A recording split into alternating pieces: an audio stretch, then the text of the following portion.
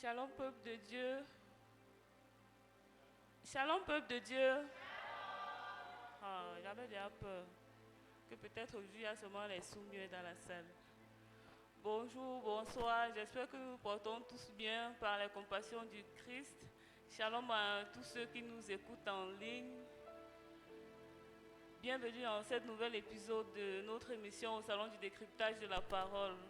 Comme vous me connaissez déjà, je suis le pasteur Claire et sur le plateau, je suis accompagnée du pasteur Naomi. Elle a disparu et puis elle est réapparue aujourd'hui. Donc elle va nous dire où elle était, pourquoi elle nous a abandonnés. Shalom, pasteur Naomi. Shalom, pasteur Claire.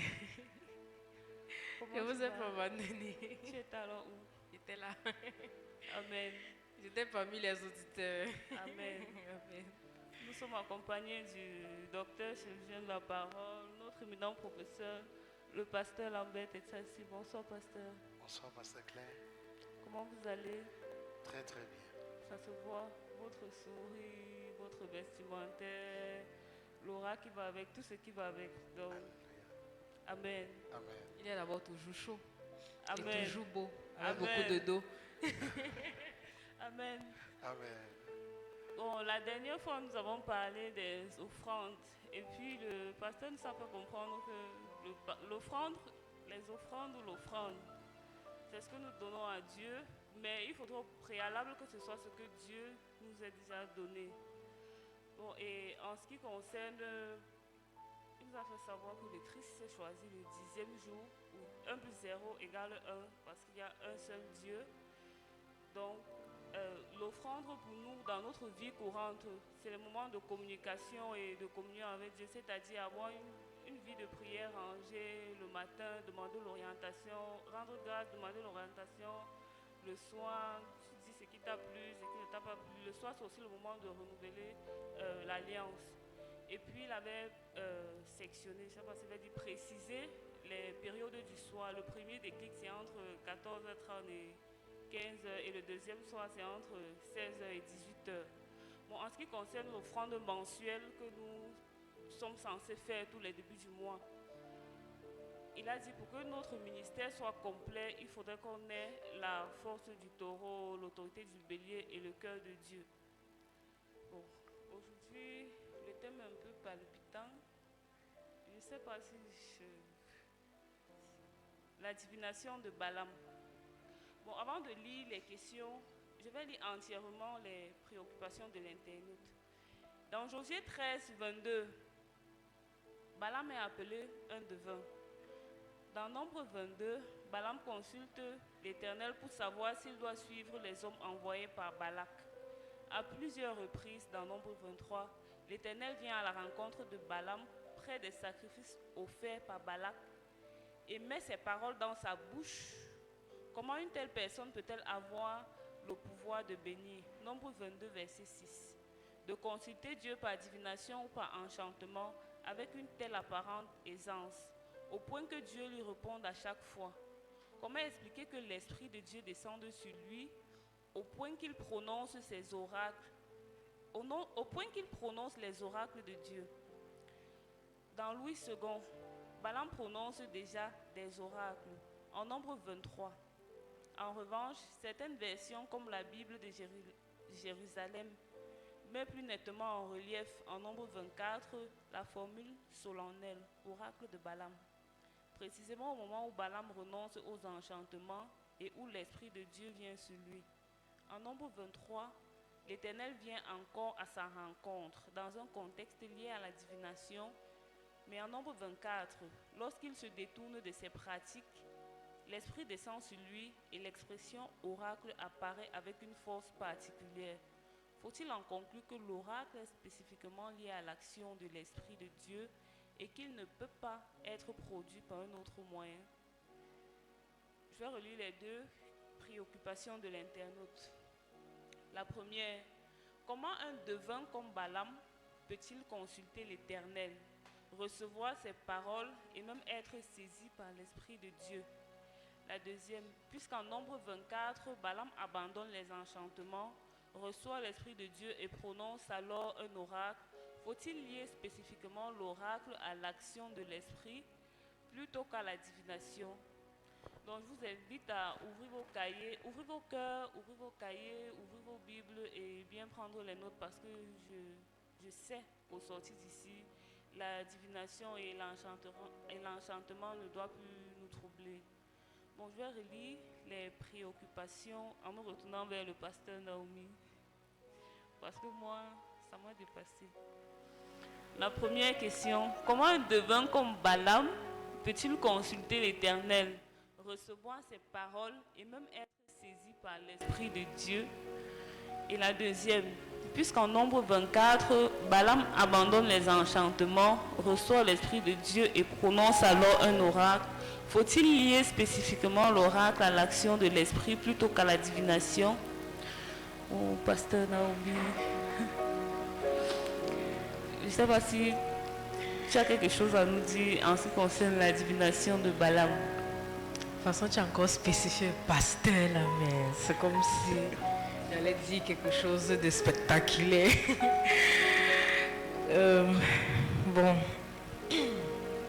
en parlant de la question, je voudrais d'abord que nous allons sur une base de Dieu ne se repent pas de ses dons. Et là, moi, je vais mettre tout ça dans la prophétie. Parce que dans la prophétie, on a les prophètes oracles, on a les prophètes sentinelles, on a les prophètes ceci, on a les prophètes cela, quand on voit les 7 types de ministères. Bon, allant sur la base de Dieu ne se repent pas de ses dons, avec les enseignements que nous avons souvent reçus ici,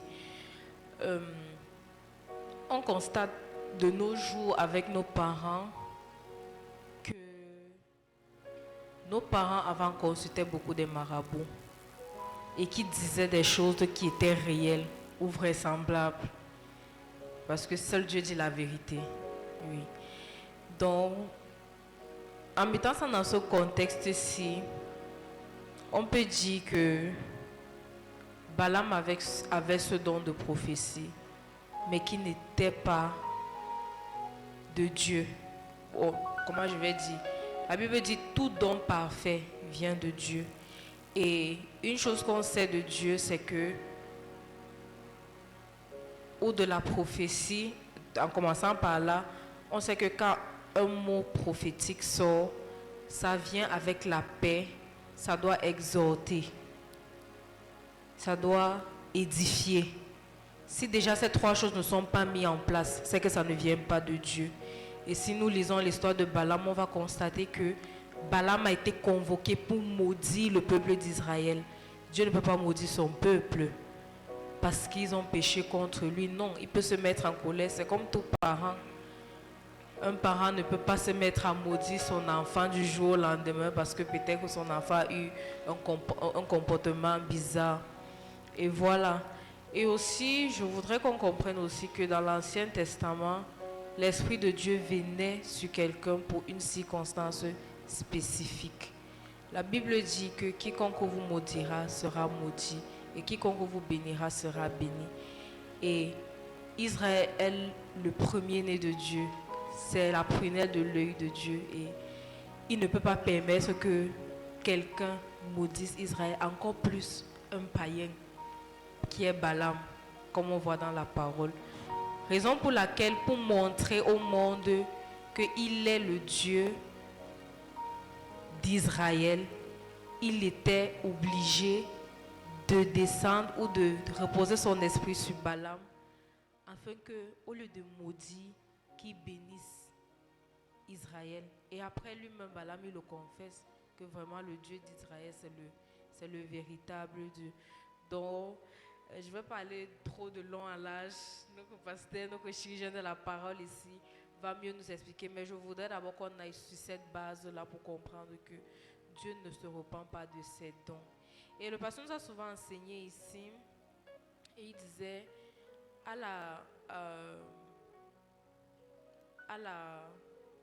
avant Noé, avant Noé, il y a des anges qui sont descendus, ils ont fait ce qu'ils ont fait avec les filles de la terre et ils ont produit une race de personnes que le Seigneur a voulu détruire par le déluge. Et il nous a fait comprendre que ces esprits sont restés. Et certains esprits, puisque l'esprit ne meurt pas, et certains de ces esprits avaient du remords. Et ces esprits se meurent jusqu'à aujourd'hui. Et ils essayent d'aider les humains d'une manière ou d'une autre. On va voir ça avec nos grands-parents, nos arrière-grands-parents. Ils avaient cette facilité ou cette possibilité de communiquer avec des esprits qui leur donnaient des solutions qui étaient vraiment bonnes. Mais ça ne veut pas dire que ça venait de Dieu. Donc, pour la deuxième question, quand la personne dit, faut-il lier spécifiquement l'oracle à l'action du Saint-Esprit plutôt qu'à la divination? Je vais dire oui et non. Oui, pardon. Faut-il lier spécifiquement l'oracle à l'action du Saint-Esprit plutôt que la divination? Oui, si c'est vraiment l'Esprit de Dieu. Mais non, si ce n'est pas l'Esprit de Dieu. Parce que l'oracle, c'est juste un mot de prophétique. Il y a plusieurs mots de prophétique. Oui, si c'est vraiment l'Esprit de Dieu qui agit en la personne, c'est que oui, c'est l'œuvre du Saint-Esprit, c'est l'œuvre de Dieu. Mais sinon, non. Donc, je pense quand même que ce que j'ai dit a pu quand même ouvrir l'esprit de quelqu'un. Donc, je vous passe la parole, Pasteur Claire. Merci, Pasteur Naomi, pour ton intervention. On va se retourner vers le pasteur. Pasteur, je viens vers vous avec les questions. La divination de Balaam, là c'est le thème. La première question, comment un devin comme Balaam peut-il consulter l'Éternel, recevoir ses paroles et même être saisi par l'Esprit de Dieu? Comment un devin comme Balaam peut-il consulter l'Éternel, recevoir ses paroles et même être saisi par l'Esprit de Dieu?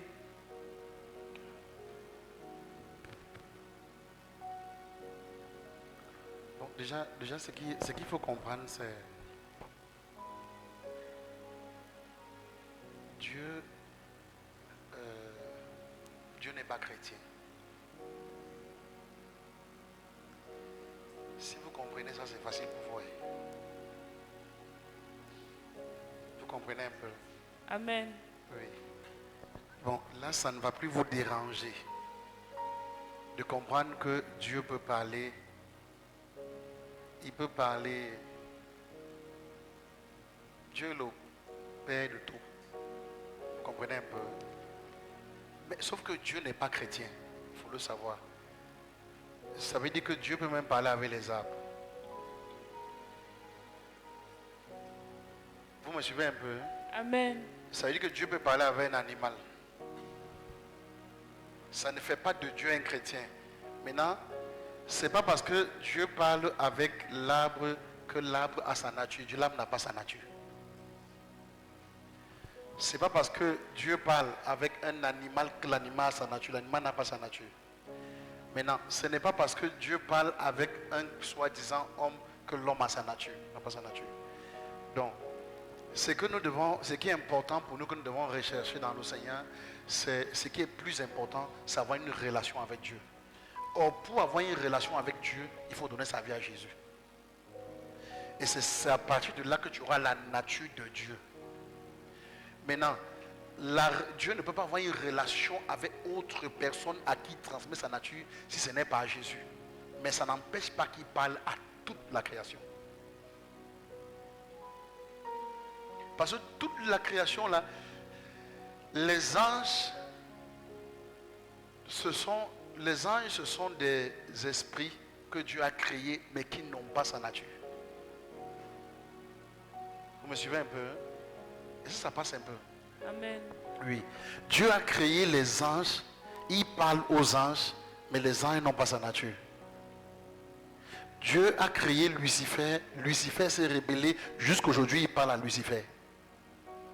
Parce que c'est pas parce que Dieu t'a créé que tu as sa nature, non.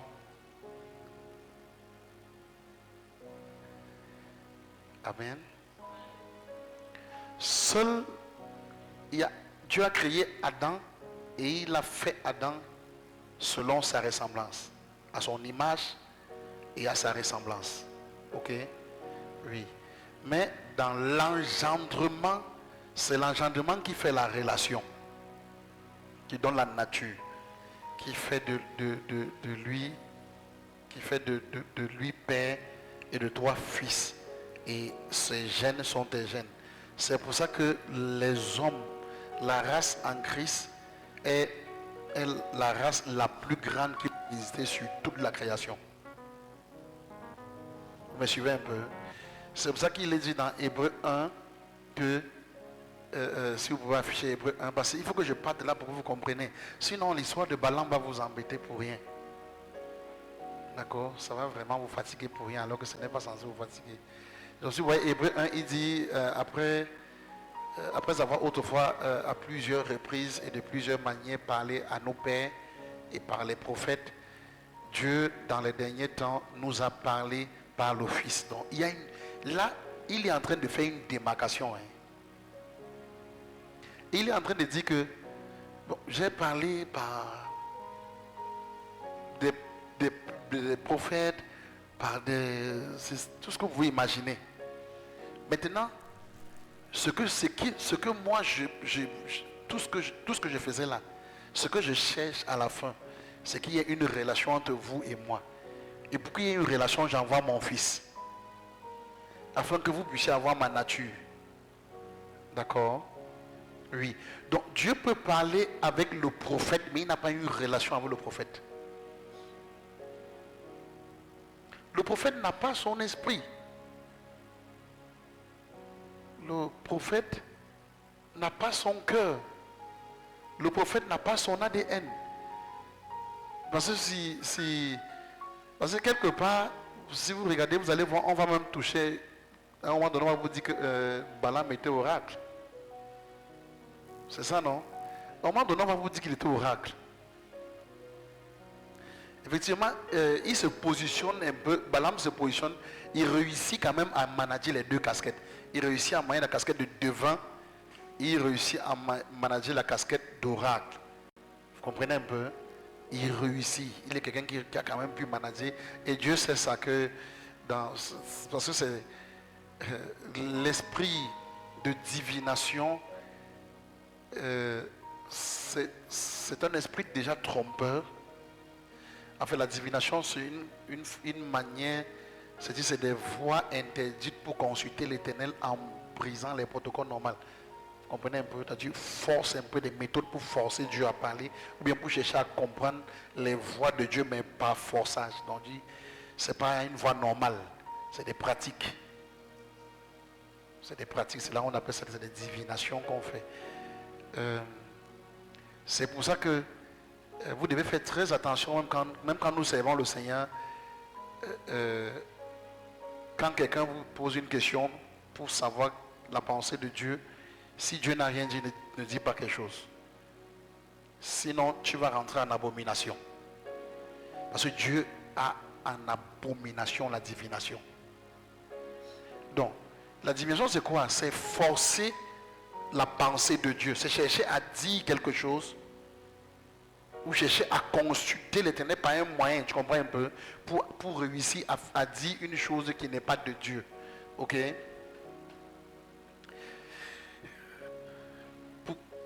J'essaye, parce que tout ce qu'on fait, il faut qu'on arrive à positionner Christ. Il dit, ces derniers temps, il nous a parlé par le Fils, qu'il a établi héritier de toutes choses, par lequel il a aussi créé le monde. Et je pense que dimanche, on a parlé de ça, non? Oui. On dit, et qui était le reflet de sa gloire. Donc voilà comment lui-même, il va, quand on dit Christ est né de Dieu, j'ai parlé ça dimanche. On dit Christ est le reflet de sa gloire. C'est-à-dire lui-même, c'est là où on dit l'empreinte de sa personne. C'est-à-dire, c'est comme quand on dit c'est comme l'invisible qu'il est, il a fait comme mettre une image visible, tu comprends un peu? On dit que qui est le reflet de sa gloire. C'est comme un reflet. Christ est comme le reflet de sa gloire. Comme ça, c'est pour ça que je disais dimanche que c'est comme s'il a mis en face de lui. Vous me suivez un peu? Qui me souvient de ce que j'ai dit dimanche? J'ai dit que c'est quand il dit c'est comme s'il a mis devant lui comme ça. En fait, c'est comme le reflet de sa gloire. Oui. On dit l'empreinte de sa personne, soutenant toutes choses par sa parole puissante. On dit, a fait la purification des péchés. Ouais, c'est ça le problème. Il y avait le péché sur la tête, donc ça veut dire que personne ne pouvait avoir une relation avec Dieu. Et c'est assis à la droite de sa majesté divine dans les lieux très hauts. Verset 4, il est maintenant dit, devenant d'autant supérieur aux anges qu'il a hérité d'un nom plus excellent que le leur. Donc ça veut dire que les anges qui sont établis dans les lieux célestes, dans les hauteurs et tout, les séraphins, avaient des noms avant que Christ ne vienne sur la terre, avaient des noms plus importants. Et plus ils étaient plus considérés. À cause du péché, bien sûr. Maintenant, l'œuvre de Christ a fait en sorte que nos noms sont plus importants que les noms des anges maintenant. Donc, tu vois, je commence par là pour vous montrer quoi? Que ce qui intéresse Dieu, c'est la paternité, la relation. Ça veut dire quoi? Il t'a créé, mais il ne t'a pas donné son esprit. Celui qui a créé le trépied-ci, ça n'a rien à voir avec lui. Oh monsieur même, la personne qui a créé cette caméra, ça n'a rien à voir avec elle. Il n'y a pas l'esprit de la personne là-bas. Il n'y a pas son ADN. Rien. Vous me suivez un peu, non? Ça n'a pas sa nature, rien. Donc c'est pas parce que Dieu t'a créé, et le fait que Dieu t'a créé ne veut pas dire qu'il ne peut pas parler avec toi. Il peut parler avec toi. Pour dire quoi? Il peut parler à Balaam. Mais ça ne veut pas dire que parce qu'il parle à Balaam, qu'il a une relation avec Balaam. Rien. Il n'a aucune relation avec lui. C'est pour ça que j'ai commencé par dire Dieu n'est pas chrétien. Il faut le savoir, il n'est pas chrétien. Les chrétiens et ceux qui ont donné la vie à Jésus. Les chrétiens et ceux qui vivent comme Christ. Voilà les chrétiens. Et c'est donc les chrétiens qui, par Christ, ont une relation avec Dieu le Père et font qu'ils ont la capacité d'avoir la nature de Dieu le Père. Et seuls ceux qui ont donné la vie à Jésus participent à la nature de Dieu. Seuls ceux-là. Donc c'est ceux-là qui sont positionnés comme au-dessus de tout. Avec qui Dieu peut partager toutes choses. Donner son esprit, donner sa nature, donner tout ce qu'on peut imaginer, donner son ADN, donner son sang. Ce n'est que cela. Le reste, Dieu peut les parler, Dieu peut les visiter, Dieu peut. Mais quand il va venir te parler, il va finir par te parler de Jésus. C'est pour ça que si vous étudiez bien cette histoire de Balaam, comme l'enfant a posé la question sur Balaam, si vous poussez bien votre analyse, quand je vois la question de l'enfant, comment un devin comme Balaam peut-il consulter l'Éternel, recevoir des paroles et même être saisi par l'Esprit de Dieu? Voilà, je crois que le verset 2 c'est la même chose. Hein. Il dit, puisqu'en Nombre 24, Balaam abandonne les enchantements, reçoit l'Esprit de Dieu. Non, il n'a pas abandonné, Il prononce alors un oracle. Faut-il lier spécifiquement l'oracle à l'action? Ok. Si je ne me trompe pas, c'est Nombre 24, 15. Vous pouvez mettre ça? Voilà ça. Écoutez ce que je suppose, hein, quand je vois l'enfant parler Nombre 24, je suppose que c'est dans verset 15, c'est ça? Parce que je vois ici l'enfant du Nombre 24, il dit Balaam abandonne les enchantements et reçoit l'Esprit de Dieu, c'est ça? Et personne ne pouvait recevoir l'Esprit de Dieu. C'est pas possible. C'est impossible. Et ça, il faut le savoir. C'est totalement impossible. Et puis, l'Esprit ici, c'est grand, c'est grave. Hein? Donc, on reçoit l'Esprit de Dieu par Jésus. Ok? Même les apôtres qui ont marché avec Jésus 3 ans et demi sur terre n'avaient jamais l'Esprit. Vous savez ça? Hein? Ils n'avaient jamais l'Esprit de Dieu. Ils n'avaient jamais passé ça, c'est le Saint-Esprit. Hein? Ils n'avaient jamais besoin d'esprit. Ok, donc je suppose que c'est ici que l'enfant veut parler. La Bible dit Balaam prononça son oracle. Il dit parole de Balaam. Donc il faut savoir que l'oracle, c'est simplement une dimension visuelle à laquelle Dieu te positionne pour voir les choses et déclarer. Est-ce que vous comprenez un peu? Pour voir un certain nombre de choses qui pourront aller même sur des siècles, et dans la dimension oracle, tu es capable d'aller jusqu'à la fin des temps. Tu peux monter à la dimension oracle et tu vas jusqu'à la fin des temps. Donc écoutez-moi très bien. J'ai dit ceci, je pense dimanche, je l'ai dit, j'ai dit que la Bible dit que nul ne vient au Père que par moi, n'est-ce pas? Donc tout ce que Balaam tente de faire, ici, Dieu va lui montrer quelque chose. La Bible dit que Balaam prononça son oracle parce que Dieu va ouvrir son esprit. Parce que l'oracle, comme j'ai dit, c'est une dimension visuelle que Dieu lui-même décide de te montrer. Il te révèle pour te faire voir un certain nombre de choses. Et là, tu vas prononcer l'oracle. Tu comprends un peu? Tu vas prononcer l'oracle. Si vous lisez par exemple, on va revenir ici, mettez un peu Habakkuk, je pense, 1. Mettez un peu Habakkuk 1. Habakkuk 1. Vous voyez, oracle révélé à Habakkuk. Donc, ça ne veut pas dire qu'Habakkuk est oracle. Regardez la suite, le... Non, verset 1. Oracle le... Habakkuk le... Donc il n'est pas... Il sait pas... Il peut opérer à la dimension dans la prophétique, mais il peut dans un moment opérer à une dimension oracle, parce que Dieu a voulu, hein. Mais après, Dieu peut l'amener à un autre mode. Mais ce que dans la dimension aussi, Dieu a dit oracle révélé. Donc Dieu a voulu prendre Habakkuk le prophète et l'amener à la dimension oracle. Pour l'amener à voir un certain nombre de choses. Maintenant, c'est la même chose avec Balaam. L'oracle, donc, c'est quoi? C'est simplement une capacité de visualiser des choses qui t'ont été transmises par une certaine autorité spirituelle établie. Ça peut être une autorité spirituelle souillée, comme ça peut être une autorité spirituelle pure. Vous me comprenez un peu? Amen. Donc, pour dire quoi? Un oracle, quelqu'un peut être oracle sans être saint. Parce qu'en fait, on est saint uniquement en Christ. Quelqu'un peut être oracle sans être saint.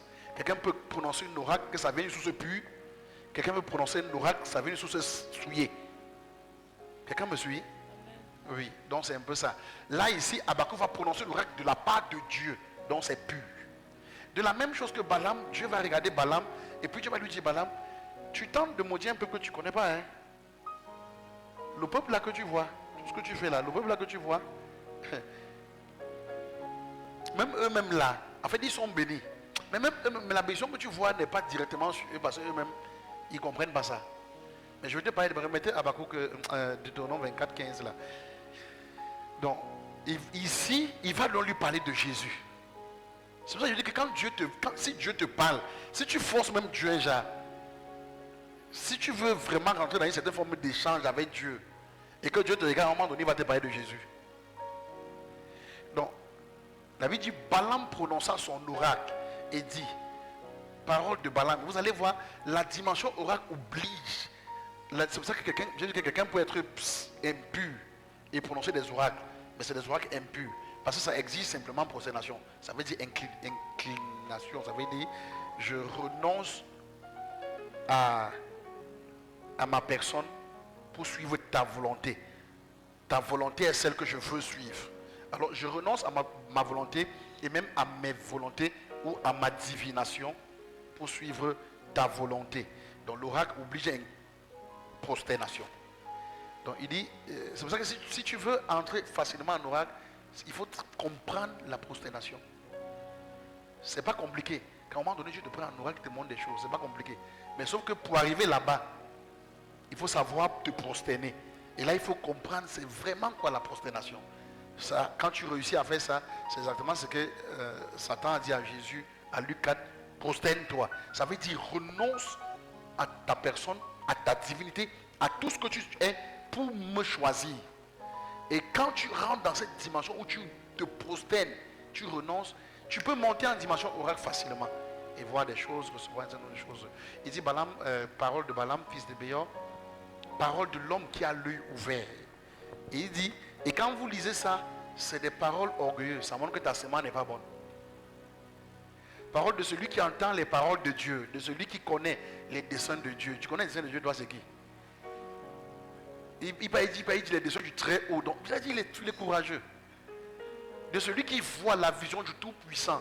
Et il dit de celui qui se prosterne et dont les yeux souffrent. Donc il a simplement donné, simplement ce que Balaam a fait ici, il aide simplement, c'est un texte qui éduque un peu l'église pour dire que pour que je voie ce que je voulais voir. En fait, j'ai compris, en fait, pourquoi Dieu nous parle de Balaam? Pour montrer un homme qui transporte un esprit, mais qui a la capacité de comprendre des principes spirituels. Donc Balaam explique que pour que je voie ce que j'ai vu là, pour que j'atteigne le niveau que j'ai atteint là, j'ai dû me prosterner. Oui. Maintenant, il va maintenant dire, je vois. Et regardez ce qu'il explique. Et ce qu'il dit est extraordinaire. Il dit, je le vois. Mais non maintenant. Quelle capacité de discerner que ce que je vois, ce n'est pas une affaire de maintenant. Même les Abraham n'ont pas compris ça. Même les Isaac, c'est pour ça que Balaam finit, donc la Bible, Dieu même finit par le maudire. Et Dieu déteste l'esprit de Balaam parce que son esprit avait la frange. Sa frange était très proche, à percer un certain nombre de choses. Balaam, son esprit, c'est que Dieu vient à lui en fait. Parce que ce qu'il transportait, il avait une capacité de discerner des choses que, c'est pour ça qu'il montait qu'il veut maudire, Dieu vient. Dieu lui dit ne maudis pas. Parce que la Bible dit la vie se lève par la bénédiction des hommes droits, mais elle est renversée par la bouche des méchants. Qu'est-ce que Dieu veut dire? C'est que Balaam, le niveau où il est, il peut dire des choses, ça affecte Israël. La Bible dit que la ville est renversée par la bouche, il faut le savoir. Parce qu'il a une sémence mauvaise. La Bible dit que la ville est renversée par des hommes méchants. C'est pour ça que tu peux être en Christ, comme tu es en Christ. Mais fais attention que les hommes se lèvent et comment à dire des paroles sur toi. Fais attention. Quand on commence, on commence à te dire des paroles, te maudire. À un moment donné, Dieu même va dire que retourne là-bas qu'on enlève ça. Et pourtant tu es béni. Alors Dieu intervient par rapport à Israël. Il dit, je le vois mais non maintenant. Je le contemple mais non de près. Donc il dit, je contemple quelque chose mais ce n'est pas près. Mais je sais que ce n'est pas un truc de maintenant. Est-ce que vous savez que les apôtres ont vécu, les prophètes ont vécu du genre, la Bible dit qu'ils croyaient que c'est là. Vous me suivez même? La Bible dit que les prophètes, les Abraham, au point où il arrive à Canaan, il ne construit pas. Il vit dans les tentes parce qu'il se dit que là, il entre. C'est pour ça que Hébreu dit que c'était par la foi, ils ont touché de loin. Ils ont vu ça de loin. Mais, quand tu lisais les prophètes, ils pensaient que c'est comme Dieu a parlé demain. Vous me suivez un peu? Bon, maintenant, ce n'est pas seulement eux. Même les apôtres, quand les apôtres arrivent, ils pensent que la fin du monde, c'est là. Ils sont très sûrs. C'est Paul qui arrive, Paul dit, attention, il y a une deuxième pluie. Et Paul commence à donner des signes. Mais les apôtres ont vécu ensemble, là, les 12. Ils ont créé un cercle fermé. Ils se sont dit, à tout moment, Jésus vient. Parce qu'il les a dit, je viens bientôt. Et c'est à eux qu'il a dit personnellement, et il est parti. Donc dans la tête des apôtres, comme le revêtement est descendu, rapidement on évangélise Jérusalem là. Et dans une semaine, Jésus revient en bas. Donc, c'était un peu ça. Mais Balaam, il dit, je le vois, mais non maintenant. Donc il dit, ce qui se passe, ce n'est pas une affaire de maintenant. Il dit, je le contemple, mais non de près. Et puis il dit, un astre sort de Jacob. Là, c'est Jésus.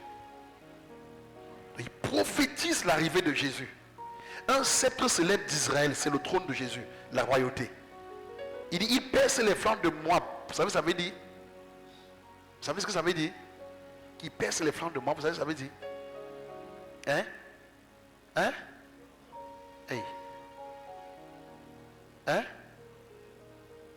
Oui, ça veut dire qu'il perce les flancs de Moab. C'est pour dire quoi? Ça veut dire quoi? Mais bien sûr. Regardez comment il réussit à voir Ruth.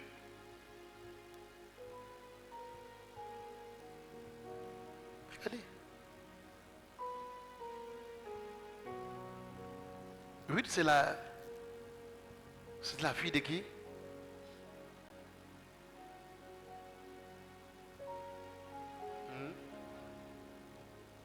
La belle-fille. Là, la belle-fille de descendante de qui? Noé. descendant de l'autre. Vous voyez, c'est que quand vous lisez, maintenant on dit il abat tous les enfants de Seth. Ça veut dire quoi? Regardez comment le gars a vu.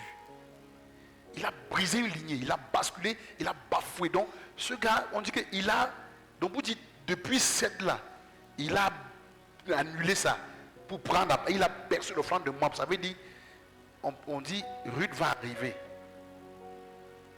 Donc, est-ce comme si elle va, on parle de Pérez. Vous voyez ce qu'il a vu? Vous voyez jusqu'où il est parti?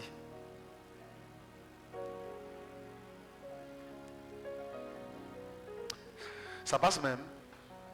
Ou c'est bizarre. C'est ça qu'on appelle l'ouragan. Il a dit, il est monté et il a commencé à voir. Verset 18, il dit, il sera maître de Dom. Il sera maître de Séir, ses ennemis. Israël manifeste sa force. Donc Dieu lui montre ça. Mais tout ça pour parler simplement de la venue de Christ.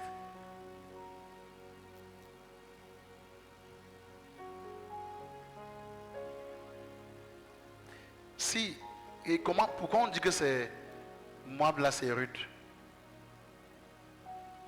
Pourquoi?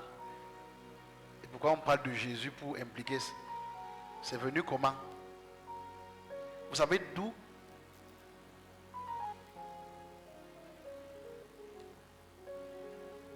Ruth a épousé qui? Boaz. Boaz c'est le fils de qui? Hein? De qui? Judas. Boaz c'est le fils de qui? Oh, enfant de Dieu. Hein? Non. Boaz c'est le fils de qui? Ça veut dire que vous me disiez pas. Parce que là, c'est ça. Parce que ça, quand vous devez lire ce genre de test, ça vous permettre de rentrer dans la parole et voir tellement de choses. Vous devez savoir que Rahab, la prostituée, épouse Salomon. Salomon, avec Salomon et ils engendrent Boaz. Et Boaz épouse Ruth. Alors, pour que vous compreniez un peu, tout ça part pour dire que, quand on dit qu'il a revenu au verset 15, on dit, non, c'est 17, où il parle de, voilà, il abat tous les enfants de Seth pour dire que la lignée là, la lignée la plus saine, n'est-ce pas? La lignée choisie, il a balancé ça. Donc, tu vois, il part de la prostituée Rahab. Ça part de Rahab. Rahab est sauvée par la foi. Elle entre, elle est adoptée en Israël. Elle rencontre Salomon, elle épouse Salomon. Et elle engendre. Vous voyez un peu? Pour sortir jusqu'à Ruth là. C'est pour ça qu'on dit, il perce le flanc de Moab. Donc, vous voyez un peu la dimension oracle à laquelle le gars est parti. Il a vu tout ça. Maintenant, ce n'est pas parce qu'il a vu ça qu'il est ami de Dieu, intime de Dieu ou n'importe quoi. Tout le monde, Dieu peut le prendre en oracle. Même le marabout le plus dangereux, diabolique, Dieu peut le prendre en oracle. Il peut consulter des sources impures, ça passe. Il peut consulter aussi, il peut s'incliner et Dieu lui parle. Mais ça ne veut pas dire qu'il a une relation avec Dieu ou quoi que ce soit. Non, rien. Dieu va lui parler. Mais le plus souvent, quand Dieu va parler, quand vous lisez les paroles de Dieu, Christ sort toujours. Je l'ai dit dimanche. Quand vous lisez ces paroles, c'est codé, mais c'est dedans. Il code, mais c'est dedans. Christ sort. Sa souveraineté ressort. Sa grandeur ressort. Sa gloire ressort. Sa force ressort. Tout ce que vous pouvez imaginer. Amen. Parce que là, Dieu est en train de dire quoi? Dieu est en train de dire quoi? Que je suis Dieu. Je peux prendre qui je veux. Je lui donne ma nature. Même s'il n'est pas d'Adam. Me suivez un peu, hein? Amen. Même s'il n'est pas directement, on dit qu'il abat tous les enfants de Seth, non? Même s'il n'est pas d'Adam. Oh, vous savez qui est Seth, non? Seth, c'est qui? D'Adam, c'est ça. Donc vous dites, même s'il n'est pas de cette lignée, je peux abattre, je peux, et prendre n'importe qui. Et c'est pour ça que, vous voyez, c'est pour ça que dimanche, je vous parlais ici, je vous parlais de la puissance de la foi. Je vous ai dit dimanche que par la foi, tu peux même dire à Dieu, je ne veux pas mourir. Je t'assure, si tu es agréable à Dieu, tu peux ne pas mourir. Et puis tu peux causer avec Dieu, d'accord, ok, on fait comment? Tu dis que je veux même pas être laid. Quand il dit les vieux, non. Marche comme ça. Tu vois un peu? Donc je veux être jeune et tu me prends. Oui. Je ne veux pas passer par la terre, je ne veux pas passer par la mort, tout ça, non. Il faut me prendre. Je t'assure, si ta foi est pure, sincère, Dieu te prend. Il n'a pas de problème. Rien ne lui est impossible.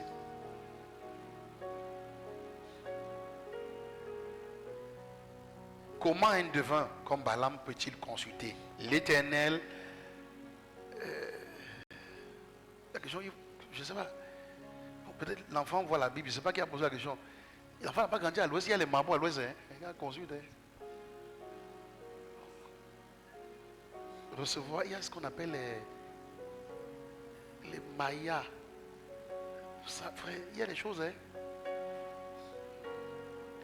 Recevoir ces paroles et même saisi par l'Esprit de Dieu. Bon. Recevoir, c'est vrai que saisi par l'Esprit, Dieu peut te parler, Dieu peut te faire voir ça dans les choses, mais te donner son esprit. D'accord? Il y a encore quelques questions? C'était juste les deux questions. La deuxième, c'est puisqu'en Nombre 24, Balaam abandonne les enchantements, reçoit l'Esprit de Dieu. Bon, vous-même, si vous avez vu, il a reçu l'Esprit de Dieu. Non, Bah, ce même gars, vous savez qu'après ça, il est parti détourner le peuple. En fait, on doit vous montrer que c'est un gars qui a un esprit de malice. Parce que quelqu'un comme ça qui a quand même vu que Israël est grand. Le gars a dit, ok, comme Israël est grand, en fait, tout ça c'est imagé. C'est aussi pour nous enseigner. Comme Israël est grand, d'accord, je ne peux pas détruire Israël de l'extérieur. Je vais le détruire de l'intérieur. Vous savez ce qu'il a fait? Il est parti pousser le peuple à pécher. À tomber avec des Moabites, à tomber avec dans l'idolâtrie. Vous savez ça, non? Oui. Et c'est à partir de là que Dieu s'est donc fâché maintenant. Dieu a puni Israël, mais Dieu a maudit Balaam. Vous voyez comment quelqu'un qui a même eu la possibilité d'entendre justement la voix de Dieu, de parler avec Dieu, et même que Dieu lui montre des oreilles comme ça là, il pouvait même s'arrêter au moins et fuir. Quand le gars termine ça, il peut voir Balak et dit, bon gars, je vais te montrer un secret pour finir les gars ici. Ils sont forts comme ils sont forts là, mais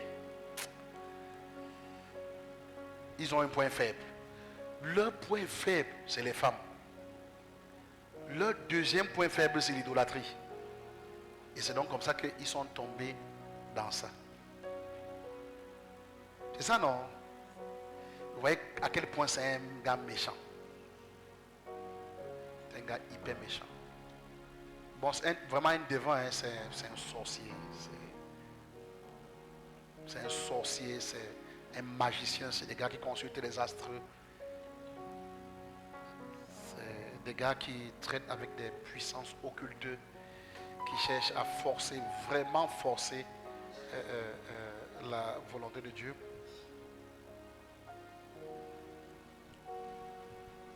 On va prendre la question. C'est-à-dire, la division, c'est des gens qui tentent d'obtenir des informations par des voies occultes.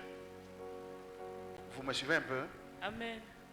Je dis ceci, les devins, c'est les gens qui tentent d'obtenir des informations par des moyens occultes ou des moyens indépendants de Dieu. Oui, par exemple, celles qui consultent les morts, tout ça, Dieu a interdit tout ça. Okay? Tirer les cartes, c'est toujours les Tout ça, c'est la divination. C'est une abomination, hein. Tirer les cartes. Et qui a déjà fait ça ici? Il ne faut plus tirer les cartes. Même lancer les courriers, ne faites plus ça. De nos jours, ils font ça même en ligne. Ils ne se cachent même plus. Il faut fuir ça. Vous savez, c'est des choses qui, comme un jeu, ça peut te séparer de Dieu. Vraiment comme un jeu. Vous savez, un jour, quand j'avais, je sais pas, parfois dans l'enfance, on fait les choses. Alors mon père m'amenait chez les marabouts et il y avait un marabout qui faisait des choses, il lançait les courriers et puis il avait un truc là qu'il prenait, c'était un peu comme ça, c'était un peu comme ça et puis ça s'ouvrait comme ça s'est fait, voilà, comme la ceinture, ça faisait comme ça, hein, ça. Oui, on est ensemble, vous connaissez ça non? Ça s'ouvre comme ça balade. Et puis, je suis allé chez lui, le gars faisait.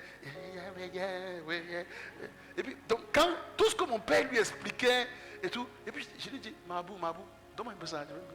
Il m'a regardé comme ça. Il dit, non, donne. Moi, j'ai pris le truc là, j'ai arrêté en main, et puis j'ai vu ça fait aussi. Ouais. Il dit, même chez moi, ça fait. Il m'a regardé comme ça, que tu es un marabout.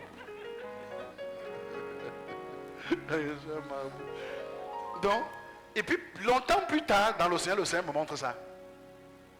Il me dit, il faut te repentir. Tu as touché ça, pourquoi? Tu vois un peu. Donc, il faut faire très attention à ce genre de choses. Oui, je pense qu'on peut prendre les questions. Tu es béni. Shalom Daddy. Shalom, mon père. Shalom peuple de Dieu. Amen. Daddy, ma question est de savoir comment différencier spécifiquement l'oracle de Dieu en Christ et l'oracle que, je vais dire comment, que Dieu a juste déposé son esprit sur lui, et par exemple le genre de Balaam. Parce que nous avons été enseignés à l'école prophétique que dans les 7 ministères prophétiques, il y a le mot d'oracle, effectivement. Et j'aimerais donc savoir quelle est la différence subtile qui existe entre ce type d'oracle, le prophète oracle de Dieu qui est en Christ, et une personne lambda, d'ailleurs, qui a réussi à se prosterner entre un mot d'oracle. Voilà.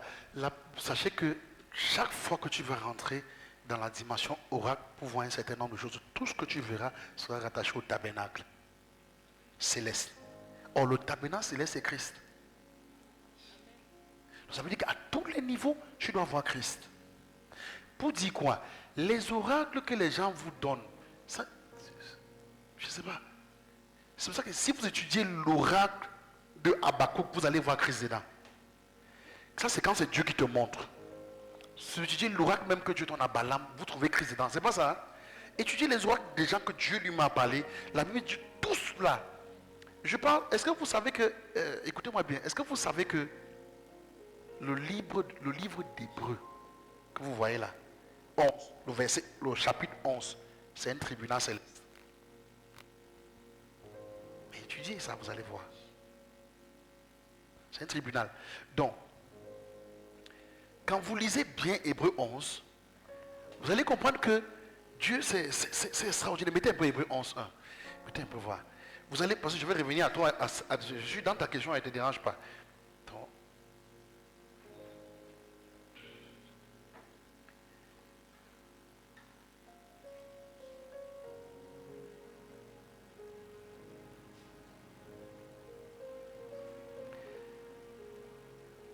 quand vous commencez à lire Hébreu 11, il dit, oh, la foi, et tu fais m'assurer, donc il va parler de la foi, verset 2, il dit, pour l'avoir procédé, les anciens ont obtenu un témoin favorable, verset 3, il dit, c'est par la foi que nous reconnaissons que le monde a été formé.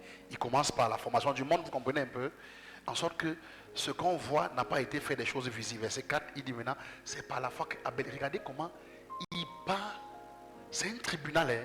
Il part depuis Abel. Lisez maintenant, vous allez voir qu'il descend progressivement.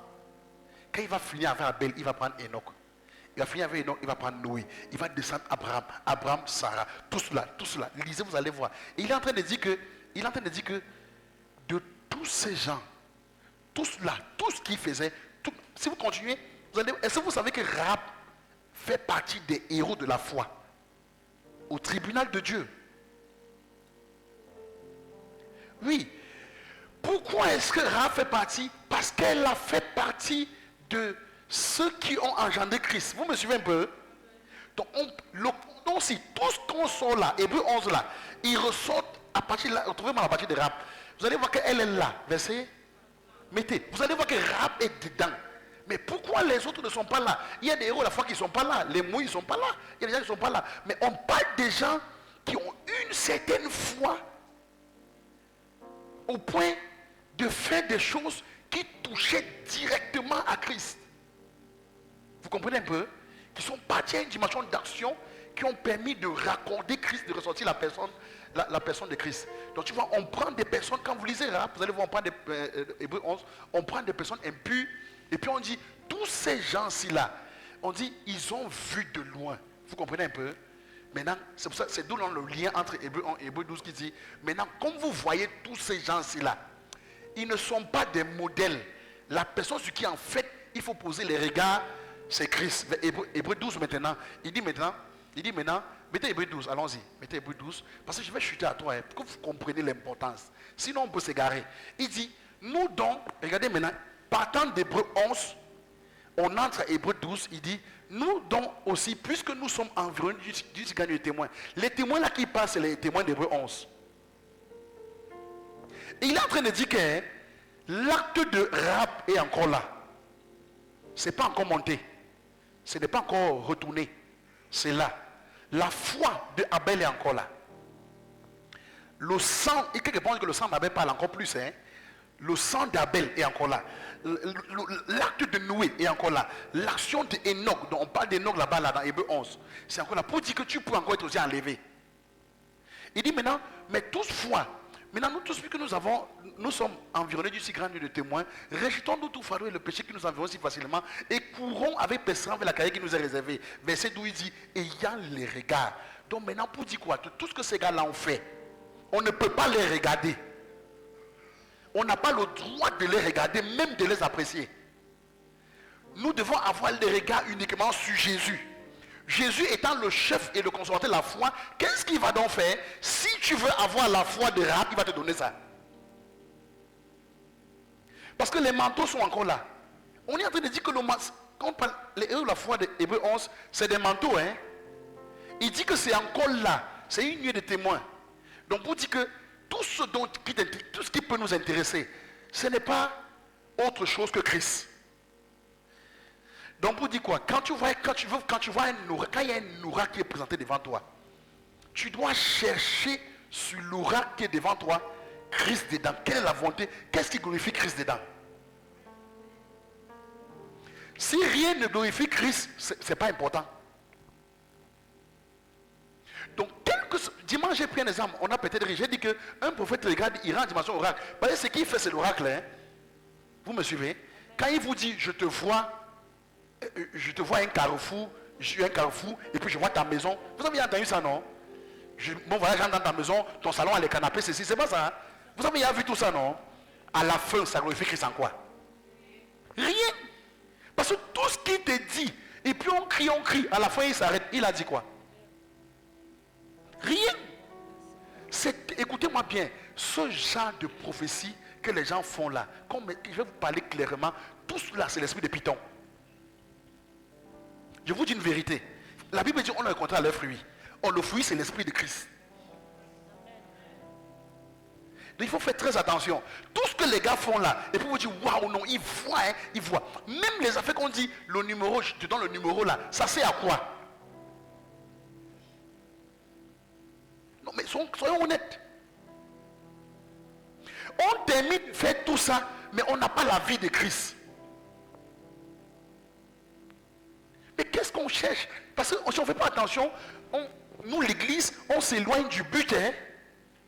Donc mon rôle que vous voyez là, et je suis vraiment, et le Seigneur m'interpelle encore de manière très sincère. Il me dit, mon fils, il m'a dit, reste sur Christ. Ne t'éloigne pas. Reste sur Christ. Et je vous assure, Église, si chaque chose que nous cherchons dans la parole contemple Christ, on va manifester plus le fruit de Christ. Amen. Alléluia. Amen. Alléluia. Amen. J'étais avec mon épouse, on recevait une dame aujourd'hui, et on a abordé un certain sujet, et je lui disais que, et puis bon, c'est un sujet par exemple de couple, et puis parler un peu de son mari, et puis je lui ai dit ceci, je ne vais pas entrer dans ton mari, qui il est, qu'est-ce qu'il fait et tout et qu'on sort. Mais je vais te poser une question. Est-ce que ton mari a déjà fait Il a qu'il te fasse des choses de bien. Elle a dit oui. J'ai dit ok, voilà ce que tu vas comprendre. Contemple le bien sur ton mari.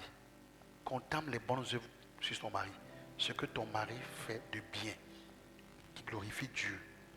Plus tu vas contempler ça, au lieu de voir seulement ce qui est mauvais là, plus tu vas contempler ce qui fait qui est bien, plus 2 Corinthiens 3, 18 va se mettre en application. Parce que plus tu contemples les œuvres de Dieu sur quelqu'un, plus tu es transformé de gloire en gloire. Ce qui fait que tu vas plus encore acquérir une dimension d'esprit en toi qui va t'amener à continuer de faire changer ton mari. Parce que si nos yeux ne voient pas les œuvres de Dieu et que nos yeux voient autre chose, c'est ces choses-là qu'on va manifester. C'est ça. Si vous lisez Romain dit quelque part, il dit, pour me voir, voyez-moi dans ma création. Vous avez entendu dire ça? Il dit, il faut me voir dans ma création, dans mes œuvres. Parce que tu ne peux pas voir Dieu. Tu ne peux pas voir Dieu. Dieu, je veux te voir, tu veux voir comment? Parce que Dieu... Vous savez, j'ai dit par exemple à cette dame, mon Dieu, une chose, on a peut-être ri, mais je dis une vérité. Je disais, j'ai épousé mon épouse. Vous savez, parfois, même nos femmes, nos maris, on ne contemple pas. Je vous dis une vérité. Dans vos jeunesses amoureuses, que vous dites, il me plaît et tout, tu n'es pas en train de le contempler. Tu es bête seulement. Tu aimes envoûter. Mais je vous parle sincèrement, à cœur ouvert, hein.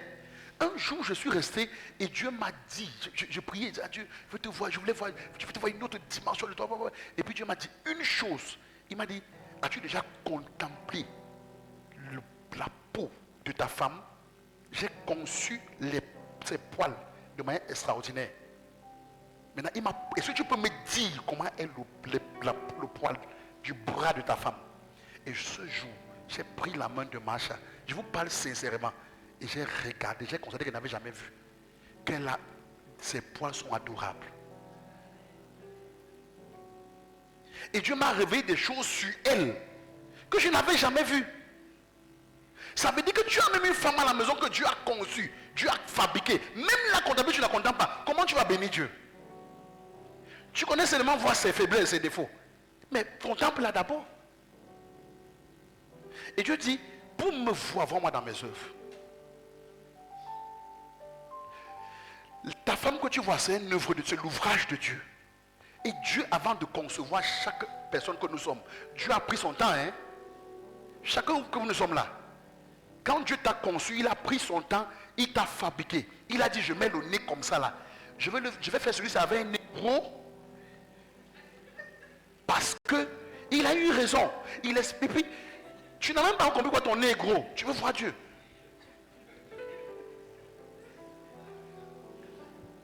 Hein? Et après, vous partez contre les chirurgiens. Oh, si tu contemples bien Dieu, tu vas voir une gloire derrière ça. Tu vas voir une gloire derrière ça. Alléluia. Donc, de grâce, nous tous qui le visage découvert, nous contemplons comme dans un miroir. Et puis, quand tu commences à regarder la création de Dieu, waouh, tu dis waouh, tu commences à contempler les yeux de Dieu. Plus tu le fais, plus tu es transformé de gloire en gloire, comme par le Seigneur, et puis prie. Et tu vas aller de gloire en gloire. Est-ce que quelqu'un me suit? Amen. Ça va faire que, j'ai dit à la dame, si tu fais ça sur ton mari, pendant un an, commence à contempler ses merveilles, ce qu'il est, sa personne. Je lui ai dit, tu verras qu'au bout d'un an, tu n'auras pas de problème avec ton mari. Parce que tu ne verras pas ses défauts. Tu verras ses œuvres, ses bonnes œuvres, ses bienfaits, sa beauté et tout et consort. Il y a des maris dans le sens qui n'ont pas encore bien contemplé leur femme. Soyez délivrés au nom de Jésus. Amen. Allez contempler vos femmes. Alléluia. Amen. Oui, je vous dis la vérité. En fait, qu'est-ce que j'essaye de faire? Je veux amener tout le monde à voir Christ. Amen. Oui. Donc, pour revenir à la question de mon fils, quand une oracle est faite, il faut te demander où est Christ dans ça. Où est Christ? S'il n'y a pas Christ, tu maudis ça. Maudis l'oracle là. C'est pour ça que si vous faites ce que je vous dis, si vous marchez dehors, parce qu'il y a trop de voyants soi-disant en route. Hein? Oui. C'est pour ça que je ne suis... les gens peuvent me voir, ils pensent, je ne vois pas, je n'entends pas. Ce n'est pas ça qui est intéressant. Je dois m'assurer à te communiquer l'amour de Dieu, les bontés de Dieu, les merveilles de Dieu. Te montrer que Christ aime encore. Vous me suivez? Amen. Quelqu'un peut profiter dans ta vie jusqu'à déchirer tout, mais il ne te montre pas l'amour de Dieu. Tu sors de sa présence en étant épaté, saoulé par les prophéties et tout, mais tu ne connais pas l'amour de Dieu. Il sème dans toi un esprit Oui. de confusion. Quelqu'un m'a déjà appelé, voilà mon épouse, quelqu'un m'a déjà, vous avez appelé au téléphone. Il a profité dans nos vies, elle et moi, pendant 3 heures, c'est pas ça, hein? On était assis comme ça là, il prophétise, on était assis, on écoutait, elle et moi, j'étais même fatigué. Tu écoutes la prophétie, quand tu as mon sommet, tu regardes encore. Tu écoutes la prophétie. Je vous dis. Donc, en fait, ce n'est pas ça qui est important. C'est Christ qui est important. Maintenant, l'esprit de la prophétie, quand tu as déjà Christ, tu as l'esprit de la prophétie. Parce qu'un enfant qui a vraiment Christ ne méprise pas la prophétie. Ça, je vous dis la vérité. Parce que tout enfant de Dieu est conduit par l'Esprit de Dieu. Si tu es fini, tu es conduit par l'Esprit de Dieu. En tant que tu es conduit par l'Esprit de Dieu, tu sauras honorer la prophétie. Tu sauras prendre ce qui est mauvais et rejeter ce qui est... Quelqu'un est bon, rejeter ce qui est mauvais. Et avec l'Esprit de Dieu, maintenant, quand on te sort une oracle, tu regardes. Tu dis, oui, mon Dieu est dedans. Oui, Jésus. Il est où? Parce que quand Dieu parle, c'est pour présenter Christ. Parce que quand quelqu'un te dit que tu vas voyager, tu vas te marier, tu vas travailler, en fait, ce travail-là, c'est pour qui? La Bible dit que tout a été créé par lui et pour lui. Et je vous ai dit dimanche qu'il y a 3 niveaux de consécration. Il y a la première consécration qui est la consécration que Dieu t'a consacrée. La deuxième, les 2 autres, ce n'est plus Dieu. Les 2 autres, c'est toi. La Bible dit dans Jérémie 1,5, Dieu ne mène qu'une seule consécration dans la vie de quelqu'un. Hein? Jérémie 1,5. Avant que je fusse formé dans le ventre de ta mère, je te connaissais. Avant que tu ne fusses sorti, je t'avais consacré. Donc Dieu te consacre avant que tu ne sois le sein de ta mère. Il t'a déjà consacré, et il t'a déjà établi et Dieu s'arrête là. Maintenant, toi tu dois maintenant, quand tu as terminé, quand tu as fini ici là, toi maintenant au cours de ta marche, ta rencontre avec lui, tu dois te consacrer à Dieu. Or, te consacrer à Dieu ne te suffit pas, hein, parce que tu peux te consacrer à Dieu pour ta gloire. Donc, il faut te consacrer à Dieu pour Dieu maintenant. Ça veut dire quoi? Il faut te consacrer à Dieu à la fin, consacre aussi pour Dieu. Quelqu'un me suit? Amen. Parce que tu peux te consacrer à Dieu, c'est quoi? C'est aller dans la présence de Dieu, chercher Dieu, des temps de jeûne, prière, mener une vie de sanctification, de pureté, d'honnêteté, tout ce que vous connaissez là, à la fin, parce qu'il faut que Dieu te bénisse et que tu commences à sortir, tu commences à faire les miracles et puis on dit tu es fort. Ça c'est pour toi. Quelqu'un me suit? Or, consacré pour Dieu, c'est que tout ce que tu fais, c'est pour que le Seigneur soit glorifié. Amen. Ça maintenant c'est ton travail à faire. C'est d'où ça devient difficile. Et je dis bien encore, se consacrer à Dieu est facile. Contrairement à se consacrer pour Dieu. Il faut faire attention.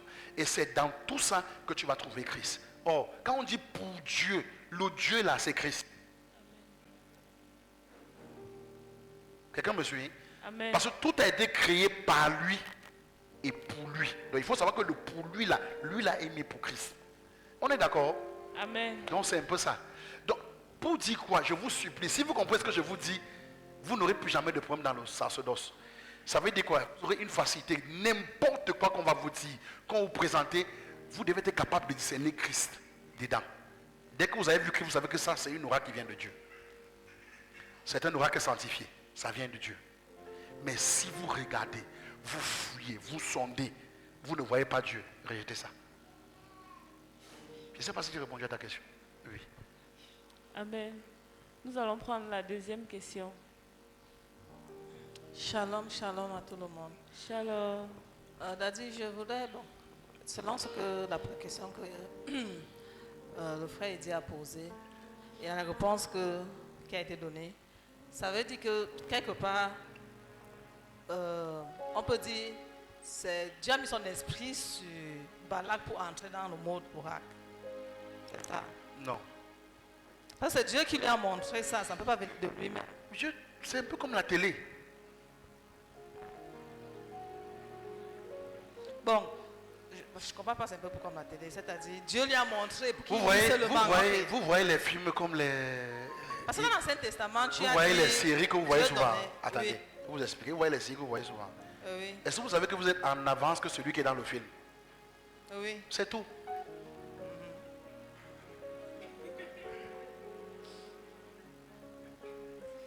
C'est pourquoi j'explique, n'est-ce pas? Deux personnes s'asseyent et ils causent. On va arriver chez lui, on va faire ça et puis on va le pointer par le dos, n'est-ce pas? Et puis comme elle est, et puis vous savez il y a ça, non?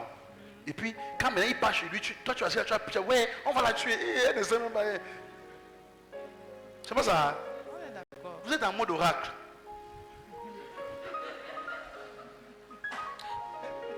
Vous voyez il y a tout ce qui va se passer, non? J'ai compris ma question. C'est vraiment. tout comme ça, oui, vas-y. Non, parce que là, tu as bien fait une précision. Il faut Oui. voir Christ. Et ce n'est que Dieu qui peut te parler de Christ quand tu parles en mode oracle. Oui. Donc, Balaam étant un devin qui allait voir Christ dans son oracle. Il n'y a que Dieu pour lui montrer ça. C'est ça, on est d'accord là-dessus. Oui. Donc, ça veut dire que Dieu lui a seulement montré ça comme un tableau. Ce que tu veux dire, ce n'est pas que c'est son esprit qui l'a mis sur lui pour qu'il voie ça. Ça peut pas être C'est ça, non? Il le lève en mode oracle et puis il dit regarde. Ah, d'accord. C'est tout ce que j'essaie de dire. Ah, ok. Il lève ton esprit, non? Et puis il te dit vois. Il dit que c'est comme la télé, hein? Ok. Et puis tu as, si tu vois un film, comment un as sort de quelqu'un, poup, et puis on dit que c'est sorti, tu vois, on dit l'astre là, la personne est sortie, c'est Jacob. Ah, et puis, c'est un peu ça. Bon, maintenant, je vais poser une question. C'est pour ça que quand vous lisez Apocalypse, quand Jean vous parle des gros sauterelles, c'est pas ça, c'est les chasseurs bombardiers. C'est les chasseurs bombardiers, hein? Amen. C'est les hélicos, c'est les avions fugitifs de maintenant. Il dit je vois des trucs et il bombarde, il jette ceci. À l'époque là, il n'avait aucune capacité de comprendre que c'est quoi un avion fugitif. Alors il perçoit quelque chose, il dit que je suis en train de voir, il est en mode oracle et il voit loin, parce que là on est 2000 ans, hein, et il voit loin. Il dit que mais ça, 2000 ans plus tard, il constate que il voit comme des avions qui vont monter et qui vont bombarder des villes. Ok? Bon, c'est pas des avions, il dit qu'il voit des sauterelles comme des oiseaux. Est-ce que vous suivez un peu? Lisez Apocalypse. Ce qu'il est en train de dire là, ce n'est jamais un ange ou un oiseau vrai. C'est simplement que les hommes devaient fabriquer certains engins qui devaient voler et bombarder notre pays. C'est tout. Amen. Là, ça chute à ma deuxième question. Oui. Parce qu'effectivement, selon la définition d'oracle, c'est de voir très loin ce que Oui. Dieu lui montre. Mais si on va sur la base de l'exemple que tu as pris ici là, parce que c'est justement la question que je voulais poser, et la définition de l'oracle, il faut voir Christ dans tous les oracles. Si je prends cet exemple-là, que Jean a vu les Non, sauterelles. non, c'est pas la définition de l'oracle là-bas. Hein. C'est S'il tel faut que tu as définir oracle, s'il faut définir le mot oracle, l'oracle c'est... Non, je veux dire vision oracle. Bon, Oui, même si on dit dans la vision, ça veut dire que c'est la consultation de l'esprit, c'est-à-dire une capacité de voir des choses qui t'est donnée par un esprit de voir. Quelqu'un me suit même? Très bien. Oui, ça peut être l'esprit de Dieu, Oui. ça peut être une autre source, ok, qui te donne de voir quelque chose. Et là, on dit que tu es en mode oracle, que tu vois. Je ne sais pas si je me fais entendre. Très bien, très bien. Oui. En fait, bon, permets-moi d'aller jusqu'au bout. Oui, vas-y. Je veux juste te dire ceci, tout oracle ou bien tout message oracle, qu'un oracle donne, comme tu as dit, il faut voir Christ. Comme ce que Balaam a dit là, on voit Christ pas là-dedans. tout oracle. Il dit ceci, tant qu'un oracle vient de Dieu, ça présente Christ. Ok, voilà. Donc, il y a des oracles qui seront donnés. Oui, hein. oui, exactement. Tant que ça vient de Dieu. Par exemple, n'est-ce pas, j'étais un jour en plein culte. Ce que je vous dis, c'est l'amusement. Le gars a dit à une femme, tu as porté au caleçon rouge. Elle a dit Amen. Moi, j'étais à côté, j'ai dit, tu as porté ça. Oui. Donc c'est vrai. Elle a dit oui. Donc il a vu. C'est l'oracle, hein? Amen. On me suit même. Très bien. C'est l'oracle. Il a vu. Bon, sauf si c'est un montage qu'ils ont causé avant. Parce qu'il y a aussi ça. Vous savez qu'il y a des gars qui fabriquent ça bien à la maison. Ils viennent nous sortir ça. Ok? Voilà, ils viennent nous sortir ça à l'église. D'accord. Oui. Bon, je repositionne ma question. Tout oracle qui vient de Dieu, Oui. On doit avoir Christ dedans. Christ dedans. Voilà. Oui. Bon, maintenant, la vision en mode oral de Jean dont tu viens de parler, qui a Oui. vu Tout ça. Dieu tout ça. dedans. Parce que même Oui, à l'église, Tout parfois, ce que je suis en train de vous dire, ça quand vous lisez Matthieu 24, il vous parle de guerre, non? Ça annonce la venue de Christ. Quand vous allez voir ça, sachez qu'il arrive déjà. Est-ce que vous suivez un peu? Tout ça parle de Christ. ça veut dire qu'aujourd'hui, dans l'église, si un oracle donne un message au pasteur que vous êtes, que par exemple, dans 10 ans, par exemple, vous serez attaqué ou bien vous serez, je prends un truc banal, peut-être dans le sens attaqué, empoisonné, ça n'a rien à voir avec ça. C'est pas l'oracle, c'est une prophétie. Écoutez, si quelqu'un vient me faire un oracle ou prophétiser dans ma vie, ok, il faudrait qu'à la fin, on arrive à trouver le Christ dedans pour dire que oui. Si quelqu'un vient me dire que il me voit en train de parcourir le Cameroun, en train de faire ceci, mais c'est pour qui? Non, il faut, le problème n'est pas de dire Dieu, hein, il faut qu'on soit vrai ensemble. Donc, il dit que ça pour Dieu. Parce qu'il y a certains, quand on dit, ils disent Amen, Amen, c'est pas pour toi. Parce qu'il faut que tu comprennes que, ok, je vais aller. Par exemple, tu vas aller. On célèbre les voyages à l'église. On dit, oh, il a eu le visa. Oh, on a. Il part faire quoi? C'est pour qui parle là-bas? C'est ça le problème. Donc, si je te donne une prophétie que tu vas voyager, actuellement, je suis encore un peu secoué dans mon âme parce qu'il y a un enfant qui a grandi quand j'étais à Maba, très proche de moi, le fils d'un commissaire. On appelle la famille Emati. Et tout récemment, ça fait pas longtemps que j'ai eu le rapport sur lequel l'enfant a eu un visa pour la Russie. Et que c'était pour aller faire quoi, ingénieur, quoi. Et on a célébré. On m'a envoyé des vidéos des fêtes, comment on dansait et tout et consorts. C'était bien. J'ai aussi vu la vidéo. C'était l'animation. On célébrait Jésus là-bas. Là. On était les morceaux de Jésus qu'on dansait. On m'a envoyé les vidéos. Quelque temps après, ça fait un mois qu'on m'a envoyé les images. J'ai d'abord vu une lettre du ministère de la Défense en ligne qui a sorti et qui dit l'ambassade de la Russie écrit au Cameroun pour dire qu'ils sont en train de renvoyer les corps de certains militaires camerounais qui sont morts au front en Russie. Mais quand je vois la liste, je vois mon enfant là-bas. Il est tout petit qui a grandi là à mes pieds. Je vois Emati, je dis mais c'est pas possible. C'est pas l'enfant si. Et quand je commence à me renseigner, on dit, quand ils sont arrivés en Russie, on les a en fait trompés. La Russie les avait trompés. Il y a une période, écoutez ce que je vais vous dire, église. Maman Lucie ne dort pas. Écoutez ce que je vais vous dire, église. Quand vous voulez voyager, cherchez Dieu. Si vous voulez m'écouter, écoutez-moi. Si vous voulez, ne m'écoutez pas. Mais je vous parle sincèrement. Posez-vous la question de savoir, je parle là-bas, c'est pour qui? Si c'est pour Jésus, vas-y. Alors je ne vais pas faire sa volonté. Et s'il n'est pas fait sa volonté, il va me garder. Vous me suivez? Ça veut dire quoi? Si on prophétise avec l'enfant qui va aller en Russie, et qu'on lui disait, comme tu pars en Russie, on te proposera, parce que c'était les visas. Écoutez-moi, c'est l'État russe. C'est l'État de Russie. Bruna, tu es distraite quand je suis en train de parler. Ton esprit dit, va mettre debout. Tu cours comme ça là.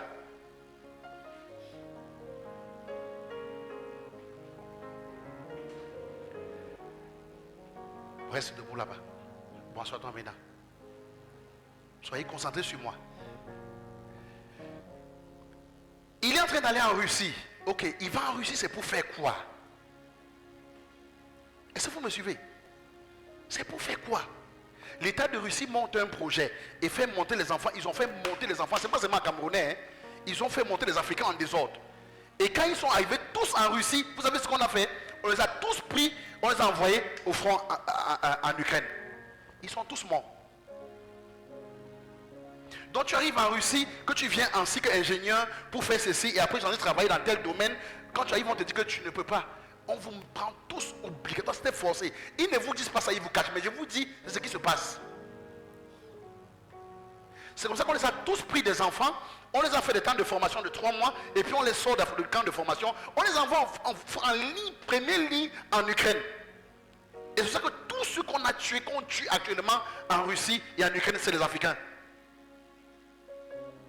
Maintenant, la question que je vous pose, quand on célèbre le visa là, Dieu envoie son enfant mourir. Donc ça veut dire que si une prophétie, une oracle doit sortir, que ce soit guidé par le Saint-Esprit. Et que ça glorifie Dieu. Dieu ne peut que t'envoyer quelque part afin que son nom soit glorifié. Que son nom soit connu. Il ne va pas t'envoyer quelque part afin que tu ailles. Je ne sais pas. C'est pas possible. C'est d'où je vous dis, les oracles que vous avez, vous devez trouver Christ dedans. Et savoir que je parle là comme ça là. Je me donne à Dieu pour partir afin que le nom du Seigneur soit glorifié. Est-ce que vous suivez un peu? Amen. Alors je ne vais pas faire sa volonté. Donc par exemple, si on peut me dire je vais faire le tour du Cameroun, faire le tour du Cameroun. Donc tout ce que je vais faire, il faut qu'on me dise à la fin, tu vas gagner des âmes et Jésus sera content. Vous me suivez? Amen. C'est ça qui est important. Je ne sais même pas si on me capte un peu. Amen. C'est ça que j'essaie de sortir. Pour que vous arriviez à canaliser vos différents oracles que vous recevez. Sinon vos oracles ne vont pas aider. Maintenant dans vos oracles, vous devez comprendre. Quelqu'un peut vouloir mourir dans une vision. Tu reçois un oracle, quelqu'un va mourir. Et puis, il faut chercher à savoir, est-ce que si on prie pour qu'il ne meure pas, c'est la volonté de Dieu? Parce qu'il y a des cas où quelqu'un doit mourir que Dieu veut. Il faut comprendre. Est-ce qu'il meurt pour la gloire de Dieu? S'il meurt pour la gloire de Dieu, il faut laisser. Ça passe? Amen.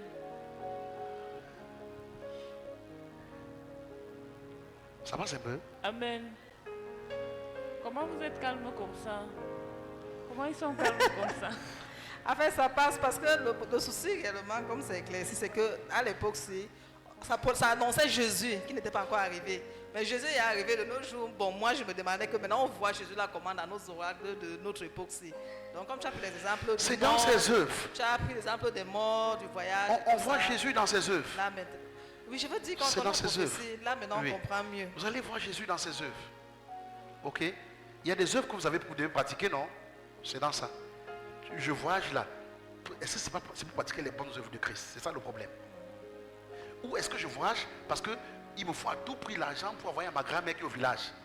Sa toiture est percée et il faut arranger la toiture de ma grand-mère. Donc tu pars en Europe pour possible construire une toiture. Mais est-ce que vous savez qu'il y a des gens qui voient passer, ils veulent construire la maison de leur père? Oui, je vous dis la vérité.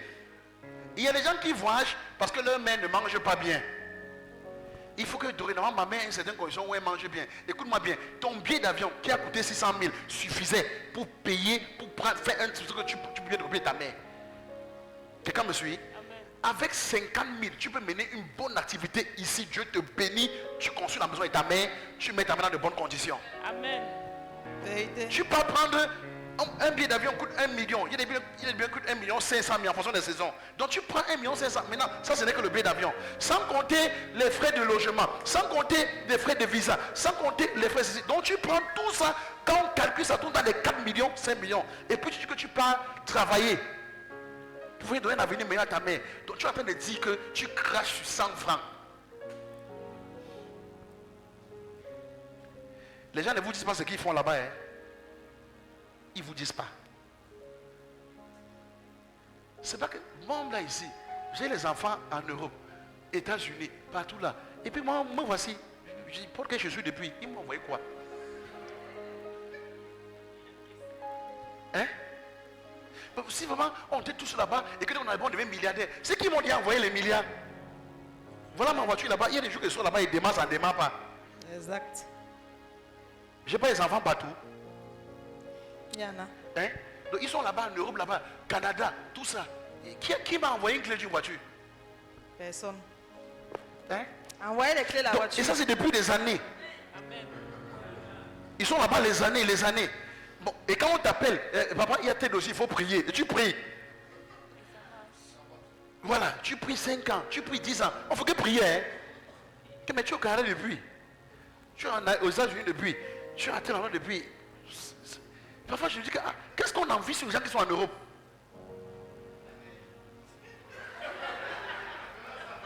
Oui, peut-être la neige. non. Peut-être la neige. Oh, il y a des moments où Dieu nous fait grâce, il fait tomber la neige ici. Il y a des jours qu'à Tchao, on a vu la neige. Ça tombe beaucoup. Avec les glaçons. Même ici, voilà, les garçons tombent. On veut encore quoi? Donc maintenant, ce n'est pas pour dire qu'on ne peut pas voyager, mais quand tu vois que ce soit pour que le nom du Seigneur soit glorifié. Là où je pars, je vais en champ de mission. Quelqu'un me suit? Amen. Je vais en champ de mission. Je vais prêcher l'évangile. Tout ce qui intéresse Dieu actuellement, c'est son Fils et son œuvre. C'est tout ce qui l'intéresse. Manger, ce n'est pas un problème pour Dieu. Jésus dit que l'autre là, ne vous inquiétez même pas de ça. Si c'est pour manger, vous habiller, ce n'est pas un problème. Même les oiseaux là, il prend soin d'eux. Mais il dit que recherchez premièrement le royaume des cieux. Et maintenant, tout le reste, il peut dire qu'il y a une dimension de gloire ou de recherche que si vous voulez entrer, cherchez le royaume des cieux. Mais si c'est pour vivre calmement, boire ton tapuka, dormir, tu ne vas pas manquer ça. Hein. Je vais te donner ça. Dans l'autre là, tu n'as pas de problème à te donner ça. Il fait ça, il te protège. Son moment venu, il te prend. Mais si tu veux commencer à avoir trop d'argent, vous savez que l'argent ne change pas les gens. Hein. Vous savez ça? C'est faux. Hein? L'argent révèle seulement le démon qui est caché en eux depuis des années, qui est en train de dormir. Il y a des démons que testez un peu, non? Faites un peu un truc bizarre. Donnez un peu. Ça donner 2 millions à ici, un genre bizarre. Vous allez voir. Le démon qui l'ont fait. Après, enlever encore 2 millions, le démon va encore dormir. Et puis Dieu sait ça. Dieu sait. Donc Dieu te laisse, tu prends ton petit pain le matin, tu dors, tu te réveilles, accouche beaucoup d'enfants. Pas de problème. Pas de problème. Peut-être parmi des beaucoup d'enfants, il y a un qui aura la tête de Jésus. C'est Jésus. Le reste, les feignants, les casseurs de tête, tout ça. Pas de problème. Hein? Je dis des mots tels qu'ils sont, non? Quand vous regardez nos familles, il n'y a pas de casse-tête. On ne nous fatigue pas. Ouais, pourquoi on fait comme si toute famille est trop pure comme ça là? Dans nos familles, il y a des gars qui fatiguent, toi, tu te dis merde. C'est pas ça. Ah. Donc, tu vois, mais puis tu finis par voir peut-être, tu es seul là, ou peut-être 2, 3, ou vraiment vous cherchez vraiment Dieu. Mais il y a des gars dans la famille. Oh. Ils vous torturent. Et vous êtes toujours derrière eux, chaque jour. Oh Dieu, miséricorde mon frère. Miséricorde ma soeur.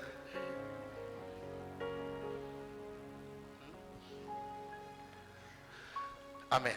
Amen. On va prendre la dernière question. La question de la sœur Lucrèce. Oui.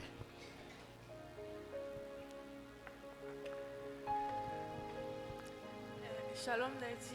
Shalom ma fille, tu es Shalom, bénie. peuple de Dieu. Shalom. J'ai une mini question. Voilà, pause. Daddy, tout à l'heure, tu as dit que nous devons faire très attention parce que, étant en Christ, parfois on peut nous lancer des paroles Oui. et au point où Dieu peut nous renvoyer même là-bas pour que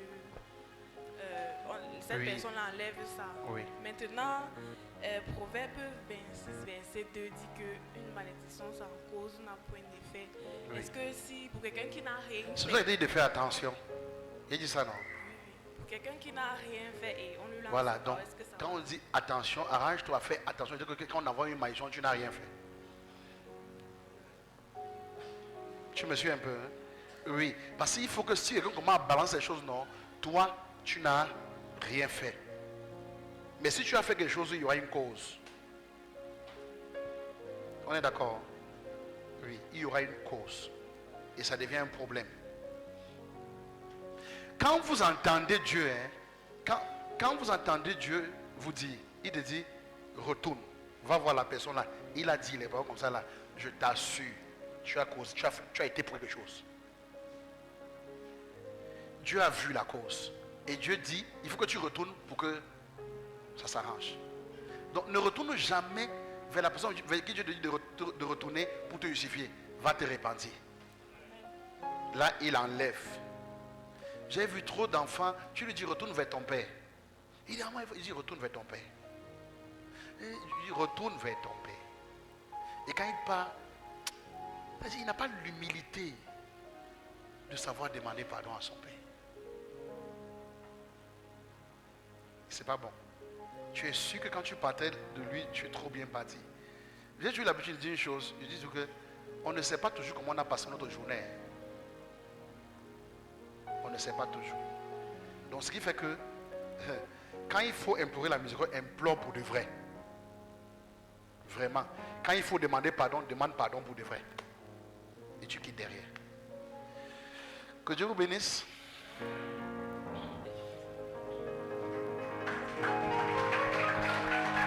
Il y a une question encore. Le diacre. Il y avait une question. Le diacre. Oui, vas-y.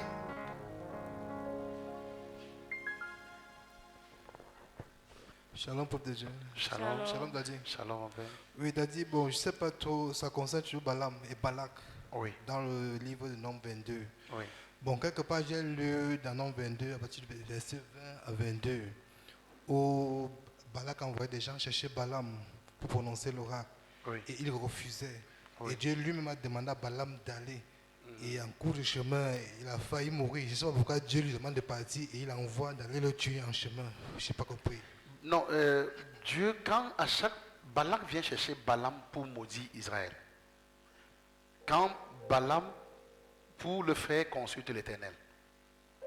Parce qu'il dans la tête de Balaam, il ne sait pas que Dieu, que Israël est le premier fils de Dieu. Il n'a pas connaissance. Oui. Alors, dans sa tête, il se dit, Dieu est le Dieu de tous. Et Balak est un roi. Balak, en tant que roi, préserve son territoire. Est-ce que vous me suivez? Et le peuple qui arrive, Israël, quand il arrive, Balak et Balaam ne savent pas que Dieu donne la terre à Israël comme il veut. C'est pour ça que je vous disais que tu peux construire ta maison à Bastos, tu payes le terrain, tu construis. Tu termines de construire, ce n'est pas pour toi. Mais les papiers sont en ton nom, hein? Tout est en ton nom. Quand tu termines tout ça, quelqu'un vient prendre. Parce que Dieu lui a donné. Vous me suivez? Amen. Donc, pour Balaam et Balak, c'est normal. Mais quels sont ces gars qui nous envahissent? Est-ce que vous savez que c'était l'histoire de Balaam, Balak, tout ça? C'est quand ils sortaient d'Égypte. Ils sont sortis d'Égypte au désert. Vous savez ça? Vous savez au moins ça? Voilà, ils étaient au désert. Ils sont en train d'avancer. C'est pour ça que quand vous lisez Rahab, Rahab va dire une chose dans Josué 2, je pense, Rahab va dire ceci. Elle va dire que on a entendu parler de vos histoires. Même votre aspect faisait peur. J'ai enseigné ça ici. À cause de leur témoignage, de ce qu'ils ont accompli. Je pense que Josué 2, peut-être combien? 15? Mettez un peu, vas-y. Pour situer. Là où Rahab, trouvez-moi le verset. Là où Rahab, mettez un peu le verset 1, voir. Ils arrivaient dans la maison du prostitué qui se nommait Rahab. Ils se couchaient, verset 2, continuez. On dit au roi de Jéricho, continuez, parce que je vais trouver le verset. Le roi de Jéricho dit à Rahab, toi qui sont entrés dans ta maison, car c'est exploré, verset 3, 4. La femme prie, hâtez-vous de vous. Il dit que j'ignore où ils sont allés, hâtez-vous de les poursuivre. Verset d'après, continuez, 6. C'est verset combien? Trouvez-moi le verset. Nous l'avons pris, du courage, l'esprit abattu, car c'était votre Dieu qui tue en haut. Elle dit, verset 1, elle dit, nous l'avons appris, verset 10, mettez un peu 10 voir. Elle dit, car nous avons appris comment, à votre sortie d'Égypte, vous voyez, c'était ça le problème. Le témoignage part depuis la sortie d'Égypte. L'Éternel a mis à sec devant vous les eaux de la mer. Donc on se dit, mais quels sont ces gens qui approchent? Partout où ils passent, ils dominent. Ils ravagent. Est-ce que vous savez que si vous habitez ici et que on vous dit qu'il y a un genre de personnes qui avancent, partout où ils passent, ils prennent. Ils sont déjà au niveau de petits génies. Toi qui ici, tu es en danger déjà, non? Ça passe un peu, hein? Toi qui ici, tes fesses commencent à trembler. Hein? On dit qu'ils sont au niveau de petits génies. Donc ils approchent. Donc ils vont venir prendre ma part. Donc, légalement, tu sais que c'est ta terre, non? Tu as les papiers, ton grand-père même, c'est ça, non? Donc, Balaam part voir Balaam. Et il dit à Balaam que il y a une race là. Il faut les maudire. Les gars la dérangent. Ils sont en train, ils veulent conquérir tous nos terres. Ils avancent.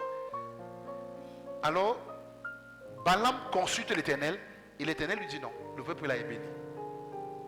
Tu parles les maudits. Et lui, il va prendre les biens de Balak. Quand il sort là, c'est parce qu'il est corrompu. Maintenant, en cours de route, Dieu va parler même par la bouche de l'âne. Et quand il va arriver, il ne va plus maudire. C'est ça, non? Il va plutôt bénir. Pourquoi? Parce que il a la malice en lui. Tu me suis? Donc, malgré que Dieu lui dit, ne maudis pas, il veut toujours maudire. Il est tellement méchant qu'il veut toujours maudire. Dieu envoie un ange pour le menacer en route. Et tout est consort.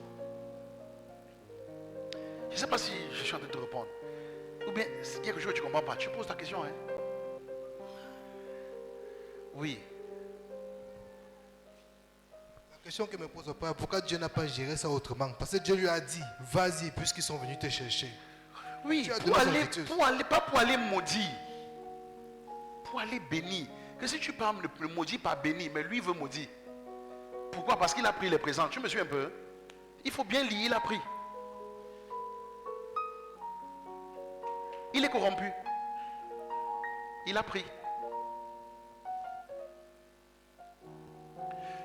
Mais si vous voyez, les présents étaient alléchants. Hein? Lisez bien. Il consulte Dieu, Dieu dit non. Est-ce que vous savez qu'il pas dit à Balak, après Balak dit non, il faut faire. Dieu, Balak ajoute encore les présents. Il dit attends, il peut encore même voir Dieu là. Dieu là, il m'a dit quoi? La corruption est dangereuse. Hein? Après il sort. Puis Dieu sent que le cas n'est pas maudit. Dieu le menace en route. Et quand il arrive, il bénit plutôt. D'accord?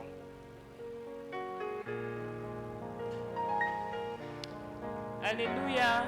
Il y a encore une question. J'ai vu son doigt. Prends sa question, laisse-moi conclure. C'est une dernière question. C'est ton fils et laisse pas. Voilà. Il faut pas faut qu'il sorte dans sa discipline. Shalom, papa. Shalom, Papa de Dieu. Papa, vraiment, je rends déjà grâce à Jésus vraiment pour l'enseignement d'aujourd'hui. Amen. C'est en train de nous montrer certains aspects. Alléluia. Papa, j'ai une question. Au niveau des oracles, de l'oracle, des oracles, bon, tu as enseigné ici une fois qu'on peut être revêtu, mais ne pas être dans les voies de Dieu. Oui. Bon, si on part dans ce cas de figure, ça veut dire que, tout à l'heure, comme tu as pris l'exemple, tu avais dit une personne peut parler, bon, je vais faire simple. Une fois que je suis sorti de la maison, tu as enseigné sur les offenses. J'avais écouté ça sur l'école des intercesseurs, quand j'étais enseigné en mode hippo. Et j'ai écouté l'école des intercesseurs où tu disais ouvertement, tu as pris le cas de figure de Jérémie 17, verset 4 à 5. Et tu as dit ouvertement que si on t'offense, c'est toi le problème. Ça veut dire que tu as mis ta confiance sur la personne et c'est toi qui entres sous malédiction. Je ne sais pas si je m'exprime bien. Maintenant, je veux maintenant comprendre. Si par exemple une personne se tient en mode oracle, il parle sur ta vie, quelles sont les conséquences déjà rattachées à...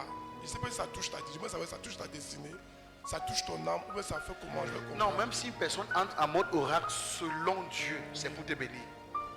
Dieu ne maudit pas. Oui. Tu me suis? Non, il n'y a pas de malédiction en Christ. D'accord.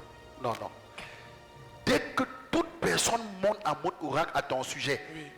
dans les voies de Christ, il va voir les plans de Dieu pour toi. Ok. Il ne pourra que te bénir. C'est ce que Balaam a fait dans Nombre 24, 15 qu'on a lu. Quand il est monté à la dimension oracle, il a vu la gloire de Dieu sur Israël. Et il a commencé à bénir Israël.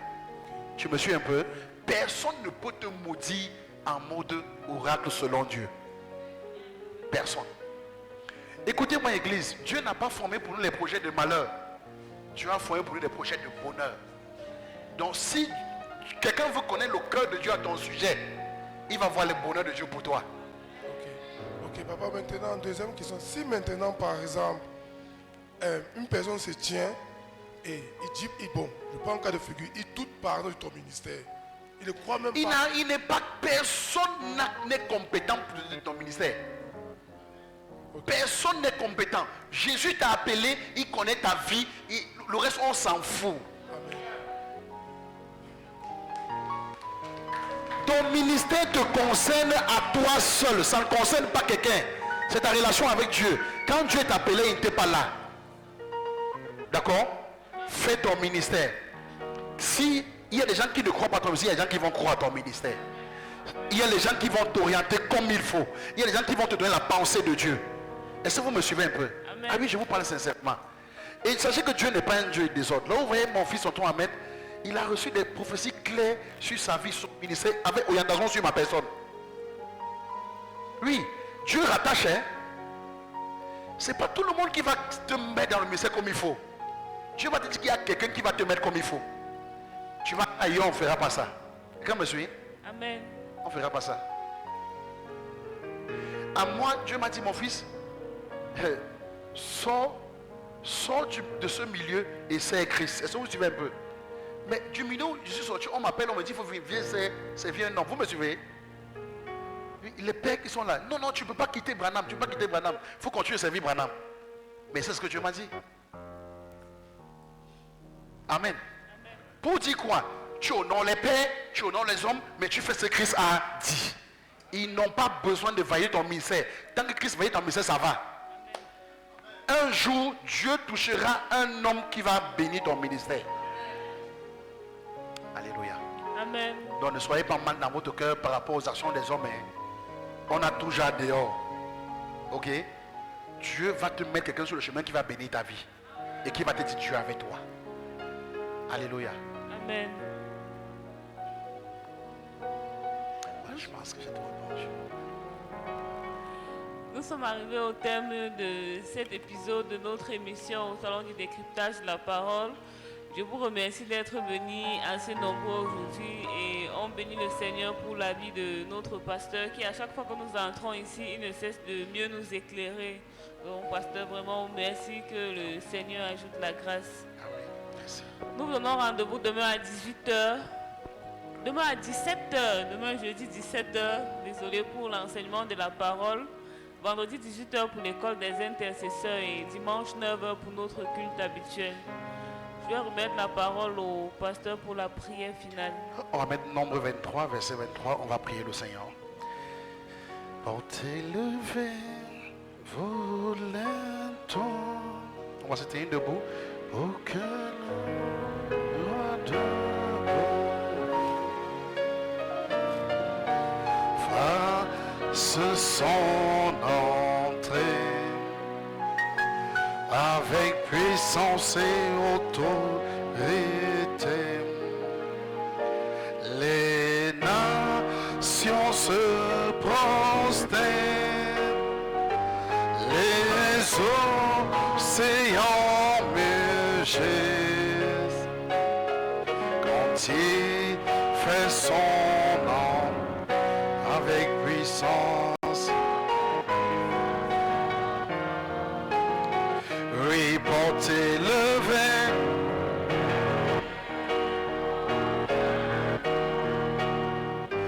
pour que le roi de gloire fasse son avec puissance. Les nations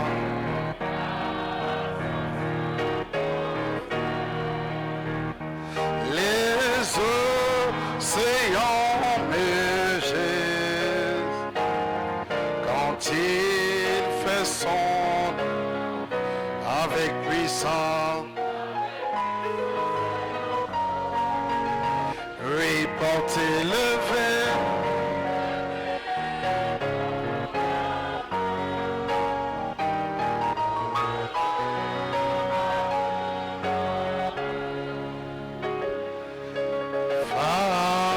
son entrée avec puissance et autorité.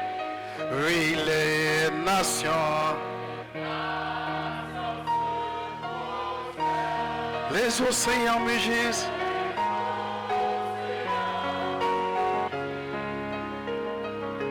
quand il fait son avec puissance. La Bible dit dans le livre de Nombre 23, à partir du verset 16, l'Éternel vint au devant de Balaam. Il mit des paroles dans sa bouche et dit, retourne vers Balak et tu lui parleras ainsi. Il retourna vers lui et voici Balak se tenait près de son holocauste avec les chefs de Moab. Balak lui dit, qu'est-ce que l'Éternel a dit? Balaam prononça son oracle et dit, lève-toi Balak, écoute, prête-moi l'oreille, fils de Tsippor. Dieu mais n'est point un homme pour mentir, ni le fils d'un homme pour se repentir. Ce qu'il a dit, ne le fera-t-il pas? Ce qu'il a déclaré, ne le fera-t-il pas? Car voici, j'ai reçu l'ordre de bénir. Que toute personne qui veut parler contre toi reçoive l'ordre de te bénir. Chaque fois que Dieu, quelqu'un ira n'importe où, consulter Dieu à ton sujet, Dieu lui dira de te bénir. Au nom de Jésus, je vous donne ici une parole qui est sur ma vie, sur ma personne, sur mon esprit. Chaque fois que Dieu, maman Lucie, je suis en prière et l'Esprit me dit de te parler. Sois concentré. Sois concentré.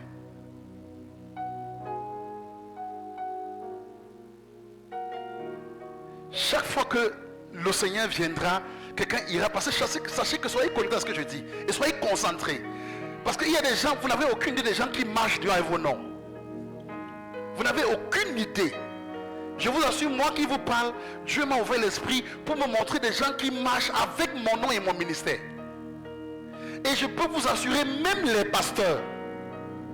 Je n'ai pas peur, je parle étant en ligne. Donc vous n'avez aucune idée. Et laissez-moi vous dire, même dans vos familles, les gens marchent avec vos noms. Ils vont chez les marabouts avec vos noms. Dans leur tête, vous êtes perdus. Et quand vous les énervez, ils vont vous maudire. Sauf peut-être qu'il est ton oncle, il est ta tante, il est l'héritier de ton père ou n'importe quoi. Mais personne n'a le contrôle sur ta vie. Que ce soit uniquement le Seigneur Jésus. Il dit, voici j'ai reçu l'ordre de bénir. Et il dit, il a béni et je ne le révoquerai point. Parce que toi tu es quelqu'un de béni. Que personne ne te maudisse au nom de Jésus. Que celui qui te maudisse, qu'il soit maudit. Au nom de Jésus. Au nom de Jésus.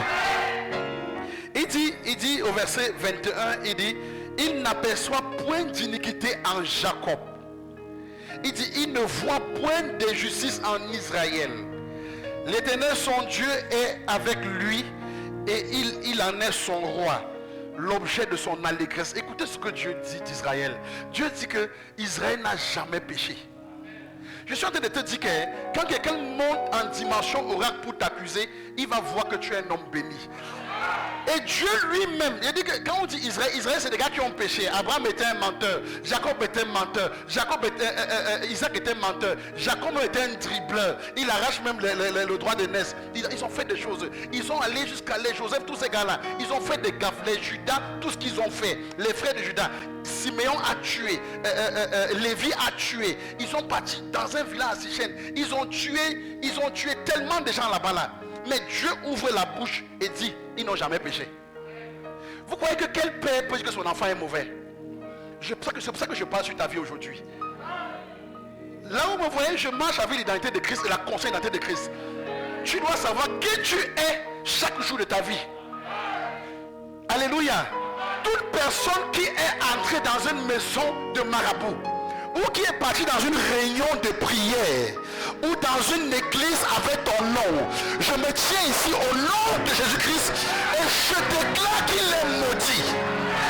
Je retourne ce qu'il a dit sur ta vie, sur lui au nom de Jésus. Quelles que soient les prières que les gens se sont mis et ont dit qu'ils vont prier contre toi, parce qu'un pasteur ou quoi que ce soit, ou n'importe qui est parti rassembler des frères pour prier contre toi, je me tiens ici, j'annule ça. Au nom de Jésus, cela s'arrête dès maintenant au nom de Jésus-Christ.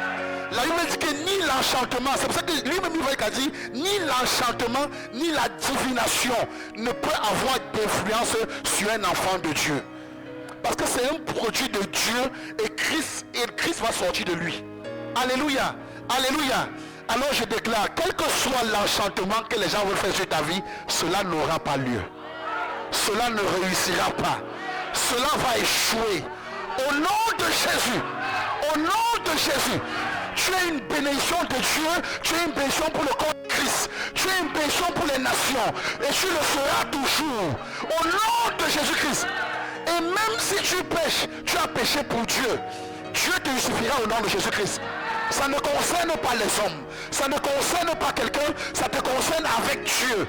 Au nom de Jésus-Christ, personne n'a le droit de parler sur toi. Cette parole que je libère sur ta vie va marcher partout où tu vas aller. Toute personne qui prononce ton nom en disant que tu as fait n'importe quoi, la personne va connaître la colère de Dieu. Au nom de Jésus-Christ, je déclare cela sur ta tête par cette onction au nom de Jésus. Cela prend effet dès maintenant et c'est écrit sur ton front. Au nom de Jésus, j'ai prié. Amen. Que Dieu vous bénisse abondamment. Au nom de Jésus. Amen. Gloire à Dieu.